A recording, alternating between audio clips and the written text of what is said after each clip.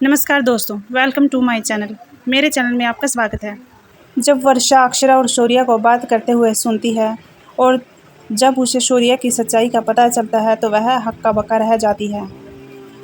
और जब पीछे मुड़कर अक्षरा और शौर्य देखते हैं और कहते हैं कि वर्षा ने सब सुन लिया है और वे उसके पास आने की कोशिश करते हैं, तो वर्षा इशारे से उनसे मिलने से मना कर देती है और अपने अंदर दुखों को समेटते हुए वहाँ से चली जाती है।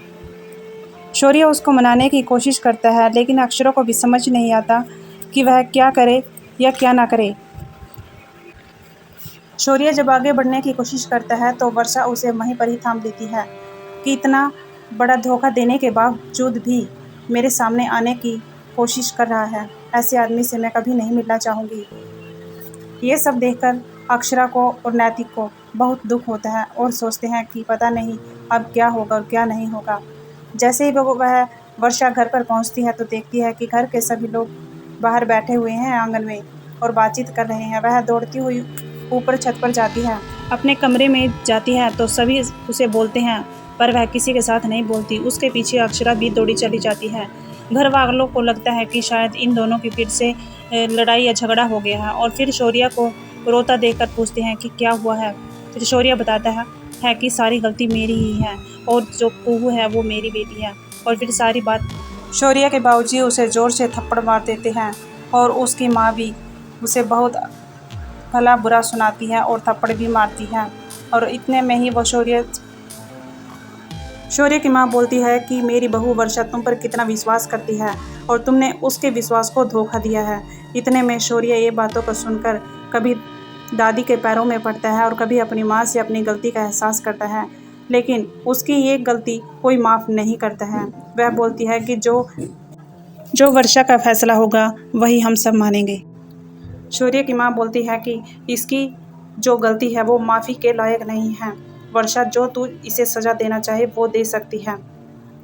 इतने में सभी उनकी बातों को सुन रहे होते हैं और अक्षरा का भी बहुत दुख होता है। इतने में सभी बच्चे ऊपर से नीचे आते हैं और बोलते हैं कि हमें कब अपने घर वापस जाना है। अक्षरा बोलती है, नायरा कोई बात नहीं बेटा, थोड़ी देर में चलते हैं। इतने में ऊपर जाते हैं। कमरे में वर्षा और अक्षरा बोलती है कि अब तुम्हें क्या करना है। वर्षा बोलती है कि तू तो अपने भाई की साइड लेगी।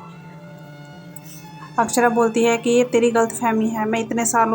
तू मुझे इतने सालों से यही जानती है कि मैं किसका साथ दूंगी या किसका नहीं। मैं गलत का साथ कभी नहीं देती वर्षा, और ना ही मैं दादू का साथ दूंगी। आगे जो तेरा फैसला होगा तू करना।